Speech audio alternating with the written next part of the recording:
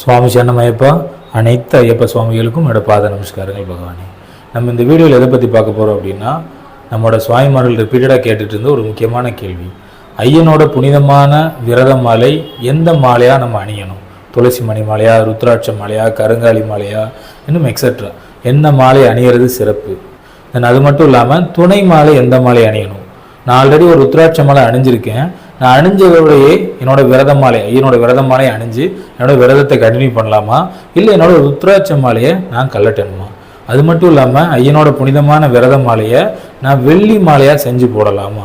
இந்த கேள்விகளுக்கெல்லாம் விடையா ஐயன் நமக்கு அளித்த அந்த விரத முறையின் அடிப்படையில் என்ன சாத்தியமான பதில், எது சிறந்தது, நம்மளோட முன்னோர்கள் எதை ஃபாலோ பண்ணாங்க அப்படின்ற விஷயத்தை இந்த வீடியோவில் ரொம்ப டீட்டெயிலாக பார்க்க போகிறோம். வாங்க வீடியோக்குள்ளே போகலாம். இந்த வீடியோ பதிவோட தொடக்கத்திலேயே நம்ம ஐயன் நமக்கு அறிவுறுத்திய புனிதமான மண்டல விரதம் எப்படி இருக்கணும் அப்படின்ற அந்த 18 படிநிலைகளில் ஒரு குறிப்பிட்ட ஒரு பண்பை மட்டும், ஒரு குறிப்பிட்ட ஒரு படிநிலையை மட்டும் உங்களுக்கு ஞாபகப்படுத்த விரும்புகிறேன். இப்போ நம்ம சேனலை ரெகுலராக ஃபாலோ பண்ணுற எல்லாருக்குமே தெரிஞ்சிருக்கும், மண்டல விரதம் அப்படின்றது ஒரு 18 படிநிலைகளை அடிப்படையாக கொண்டது. அதில் முதல் 5 படிநிலைகள் குறிப்பது என்ன அப்படின்னா, நம்மளோட ஐம்புலன்களின் அடக்கம். சரிங்களா பகவானே? எப்போவுமே மண்டல விரதத்தில் இருக்கக்கூடிய ஐயப்ப சுவாமி தன்னோட ஐம்புலன்கள் மீது மேலான ஒரு ஆதிக்கம் இருக்கணும், ஐம்புலன்களை அடக்கி இருக்கணும், ஐம்புலன்களால் யாருக்கும் எந்த விதமான தீங்கும் ஏற்படக்கூடாது, கெட்டது எல்லாத்தையும் ஒதுக்கிடணும், நல்லது எல்லாத்தையும் எடுத்துக்கணும். இதுதான் ஐம்புலன் அடக்கம். சரிங்களா பகவானே? அப்புறமா நம்ம ஃபாலோ பண்ணக்கூடிய அடுத்த 8 படிநிலை நம்மளோட மனசில் தோன்றக்கூடிய 8 வகையான எண்ணங்களோட அடக்கம்.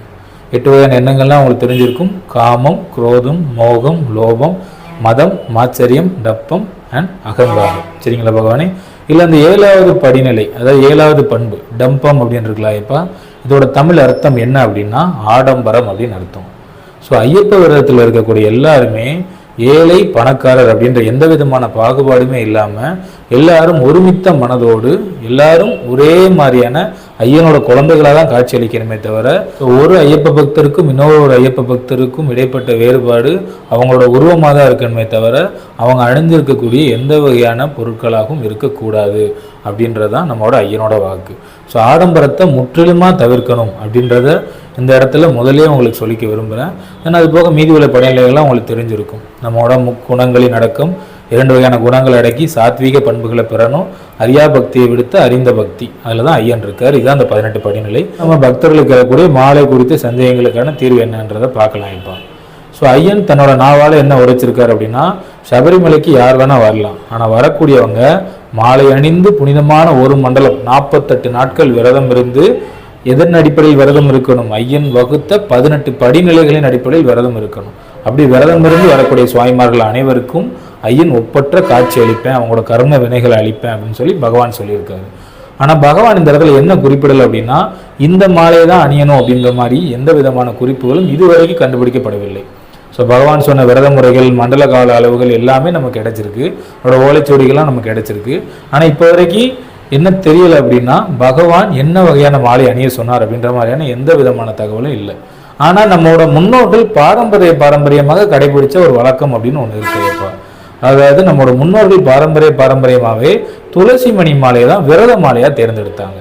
ஏன் அப்படின்னா, துளசி மணி மாலை அப்படின்ற புனிதமான மாலை, இந்த துளசி மணிகள்லாம் அந்த துளசி செடியோட தண்டு பகுதிகளிலிருந்து எடுக்கப்படுது.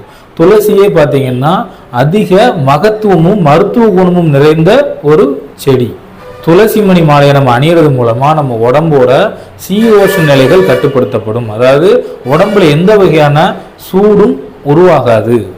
ஏன்னா மண்டல காலத்தில் நம்ம ஃபேஸ் பண்ணுற மிக முக்கியமான பிரச்சனையே உடம்போட சூடு தான். இந்த சூடை கூட என்ன பண்ண முடியும்? நம்மளோட துளசி மணி மாலையால் சரிசமமாக வச்சுக்க முடியும்.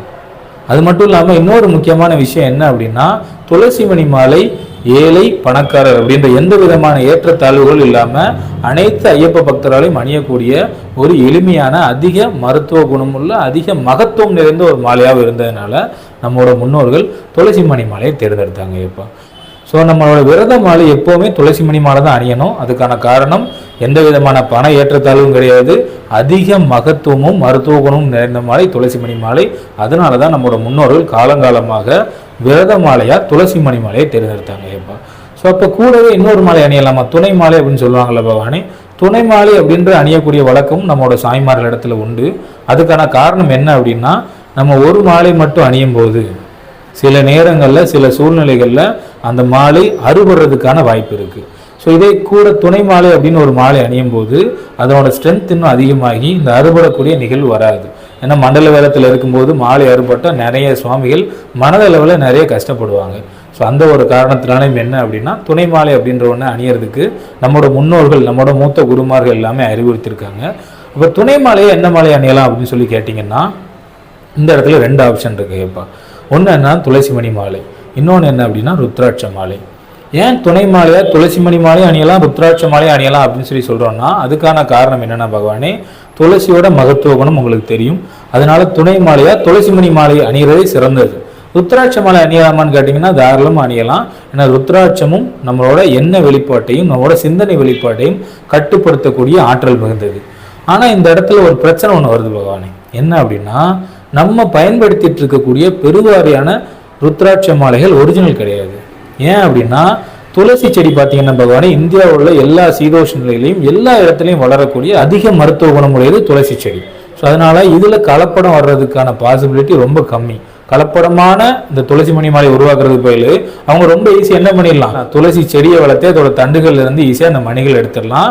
துளசி தண்டுகள்ல இருந்து துளசி மணிகள் எடுக்கிறதுக்கு இப்போ அட்வான்ஸான மிஷின்கள்லாம் வந்திருக்கு பகவானே. ஜஸ்ட் உங்கள் மணிகளோட சைஸோட கொஞ்சம் திக்னஸ் அதிகமான உள்ள தண்டே போதுமானது துளசி மணிகளை எடுக்கிறதுக்காக. ஸோ துளசி மணிகளில் கலப்படம் பண்ணணும் அப்படின்ற பெரிய கட்டாயமும் அவசியமும் ஏற்படுறதில்லை. ஏன்னா துளசி செடி ரொம்ப எளிமையாக எல்லா இடத்துலையுமே வளரக்கூடியது பகவானே.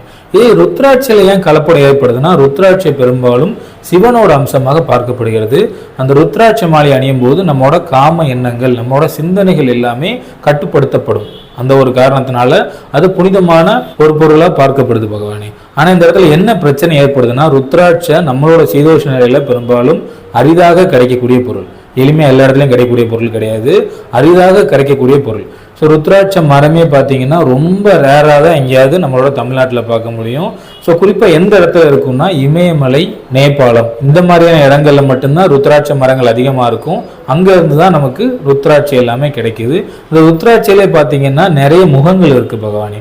ஒரு முகத்திலேருந்து ஆரம்பித்து 6 ஃபேஸஸ் 6 முகங்கள் வரைக்கும் இருக்குது, இன்னும் கூடவும் இருக்குது. ஸோ அதிக எண்ணிக்கையிலான இருக்கக்கூடிய முகங்கள் பார்த்தீங்கன்னா கம்மியான ரேட்டும், குறைவான எண்ணிக்கையில் முகங்கள் இருக்கும்ல, 1 முகம் 2 முகம் கொண்ட ருத்ராட்சை இதெல்லாம் அதிகமான ரேட்லையும் வித்துட்டு இருக்காங்க. இப்போ ரியாலிட்டி என்ன அப்படின்னா ருத்ராட்சை நல்ல டிமாண்ட் மக்கள் மத்தியில் இருக்கிறத புரிஞ்சுக்கிட்டு ருத்ராட்சியை வீட்டில இருந்து தயாரிக்கிறது எப்படின்னு நிறைய டுட்டோரியெல்லாம் எடுத்துட்டு இருக்காங்க பகவானே. அதாவது அவங்களே ஒரு கிளே, ஒரு களிமண் மாதிரியான ஒரு பொருளை கொடுப்பாங்க. அது மூலமா எப்படி தயாரிக்கணும் ருத்ராட்சின்னு சொல்லி கொடுத்துருவாங்க. அதுக்கு போடக்கூடிய கலர் பவுடரையுமே அவங்களே கொடுத்துருவாங்க. இது மூலமா நம்ம என்ன பண்ணலாம், ருத்ராட்சியை உருவாக்கி அவங்க கிட்ட கொடுத்தோம் அப்படின்னா அவங்க நமக்கு காசு கொடுப்பாங்க. ஸோ ருத்ராட்சி எப்படி ஃபேக்காக ரெடி பண்ணுறது அப்படின்றது முதற்கொண்டு டீட்டெயில்டாக வீடியோ பதிவுகள் யூடியூப்லேயே நிறைய இருக்குது. ஏன் என்ன காரணம் அப்படின்னா ருத்ராட்சி அவ்வளோ புனிதமாக பார்க்கப்படுது. அந்த மாலையோட டிமாண்டு ரொம்ப அதிகம். இந்தியாவில் குறிப்பாக தமிழ்நாட்டில் அது ரொம்ப ரொம்ப ரொம்ப ரேராக கிடைக்கக்கூடிய பொருள்.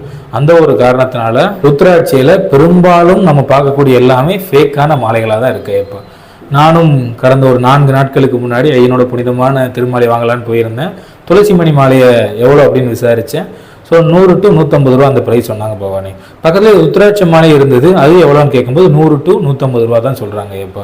ஆனால் ஒரிஜினல் என்னென்னா நல்ல குவாலிட்டி உள்ள ஒரிஜினலான ருத்ராட்சை நம்ம வாங்கணும் அப்படின்னா ஒரே ஒரு ருத்ராட்சத்தோட ப்ரைஸ் 200 ரூபாயிலேருந்து 600 ரூபாய் வரைக்கும் வருது பகவானே. ஸோ அது மட்டும் இல்லை, இதோட அந்த முகங்களோட எண்ணிக்கை தான் முக்கியம். முகங்களோட எண்ணிக்கை குறைய குறைய என்ன ஆகும், ப்ரைஸ் வந்து ரொம்ப கூடும். ஒரே ஒரு ருத்ராட்சோட ப்ரைஸ் 1500 ரூபா வரைக்கும்லாம் இருக்குது பகவானே. ஸோ அப்போ முழுமையாக நம்ம ஒரு ருத்ராட்சத்திலே ஒரு மாலை அணியணும் அப்படின்னு பார்த்தீங்கன்னா இதில் வேரியஸ் ப்ரைஸஸ் இருக்குது. அப்போ குறைஞ்சபட்சம் 5000 ரூபாயிலேருந்து அதிகபட்சம் 10 to 15000 ரூபாய் வரைக்கும் செலவு பண்ணால் தான் ஒரிஜினல் ருத்ராட்சம் நமக்கு கிடைக்கும். அந்த ருத்ராட்ச மாலையும் நமக்கு கிடைக்கும் பகவானே. ஸோ அப்போ ருத்ராட்சம் அணிகிறதுல இந்த ஒரு பிரச்சனை இருக்குது இப்போ. ஸோ நம்ம பார்க்கக்கூடிய, நம்ம வாங்கக்கூடிய, பர்ச்சேஸ் பண்ணக்கூடிய எதுவுமே ஒரிஜினல் கிடையாது. டூப்ளிகேட்டான ருத்ராட்சை போடுறதுனால நமக்கு அந்த ஒரிஜினல் ருத்ராட்சியை பயன்படுத்தும் பொழுது ஏற்படக்கூடிய கட்டுப்பாடுகள்லாம் அதில் கிடைக்குமான்னு கேட்டிங்கன்னா கிடைக்காது பகவானே. ஸோ அந்த ஒரு காரணத்தினால நம்ம என்ன பண்ணலாம், துணமாலையுமே நம்ம துளசி மணி மாலையை அணிகிறதே ரொம்ப ரொம்ப ரொம்ப ரொம்ப சிறந்தது. ஒருவேளை உங்ககிட்ட ருத்ராட்ச மாலை ஒரிஜினல் உங்ககிட்ட இருக்குது, ஏதோ ஒரு சூழ்நிலை உங்களுக்கு கிடைச்சிருக்கு அப்படின்னா தாராளமாக அதை பயன்படுத்துங்க பகவானே. ஆனால் குறைவான ரேட்டுக்கு நம்மளோட கடைகளில் வாங்கக்கூடிய ருத்ராட்ச மாலைகளை பயன்படுத்துறதை தவிர்த்துட்டு நீங்கள் துளசி மணி மாலையை பயன்படுத்தலாம். அதே ரொம்ப ரொம்ப புனிதமானது, உங்களோட உடம்புக்கும் இன்னும் ரொம்ப ரொம்ப நல்லதும் கூட பகவானே. ஸோ அப்போ இப்போவே உங்களுக்கு புரிஞ்சிருக்கும், நீங்கள் தனியாக ஒரே ஒரு ருத்ராட்சம் மட்டும் அணிஞ்சிருக்கீங்க அப்படின்னா விரத காலத்தில் அதை அணியலாமா அப்படின்னு கேட்டிங்கன்னா தாராளமாக அணியலாம் ஐயப்பா. அதை கலட்டி வைக்கணும் அப்படின்னு எந்த விதமான அவசியமும் கிடையாது பகவானே. ருத்ராட்சி அணிகிறதுக்கு இன்னொரு காரணமும் இருக்குது. என்ன காரணம் அப்படின்னா, ருத்ராட்சி நம்மளோட சிவபெருமானோட அம்சமாக பார்க்கப்படுகிறது. நம்மளோட துளசி மணி மாலை விஷ்ணு பரமாத்மாவோட அம்சமாக பார்க்கப்படுது.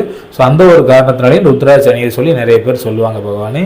இருந்தாலும் ஒரிஜினல் இப்போ கிடைக்கிறது இல்லை. ஸோ அதனால் துணை மாலையாக நம்ம என்ன பண்ணலாம், துளசி மணி மாலை அணிஞ்சிக்கலாம். பக்தர்களுக்கு எழக்கூடிய அடுத்த ஒரு சந்தேகம், நான் துளசி மணி மாலையை அணிஞ்சுக்கிறேன் எப்போ, ஆனால் துளசி மணிகளை நான் வெளியில் கோர்த்து அணியலாமா அப்படின்ற மாதிரியான சந்தேகம். ஸோ அணியலாமா அப்படின்னு கேட்டிங்கன்னா நம்ம ஓப்பனாக இதுக்கான பதில் சொல்ல முடியாது.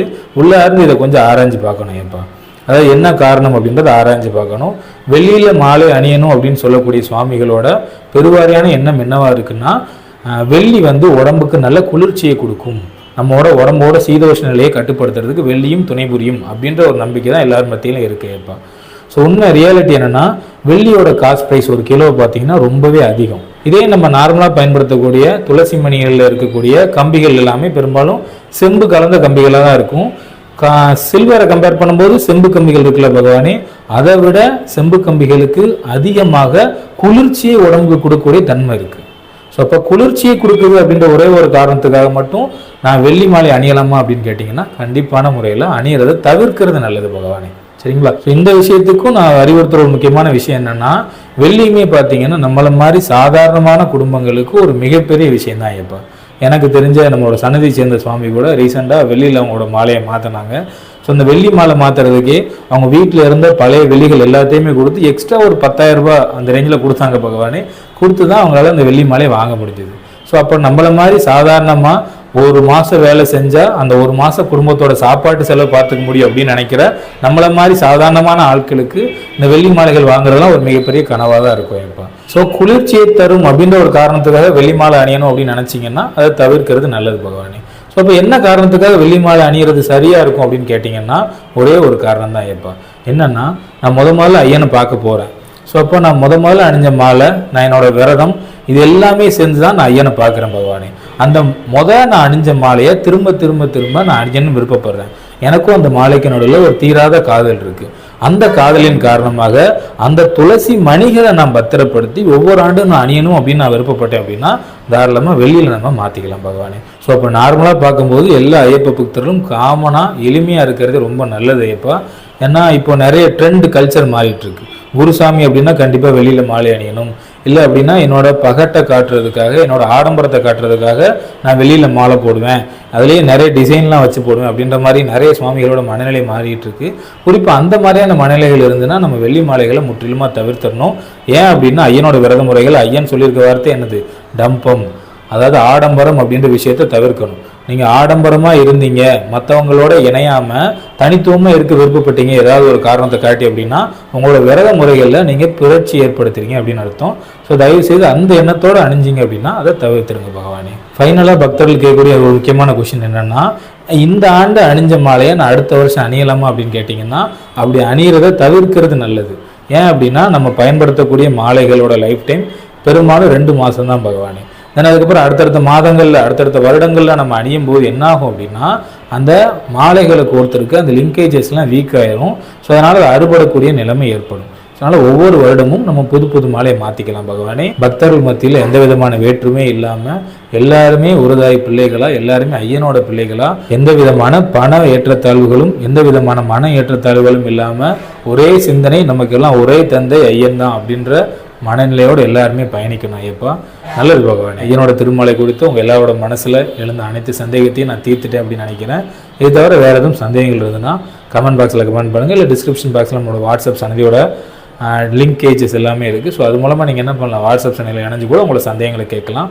இறைவனுக்கு செய்யும் அனைத்து பணிகளுமே திருப்பணிகள் தான். நல்லதே நடக்கட்டும் ஐயப்பா. சுவாமி சரணம் ஐயப்பா. பாத நமஸ்காரம்.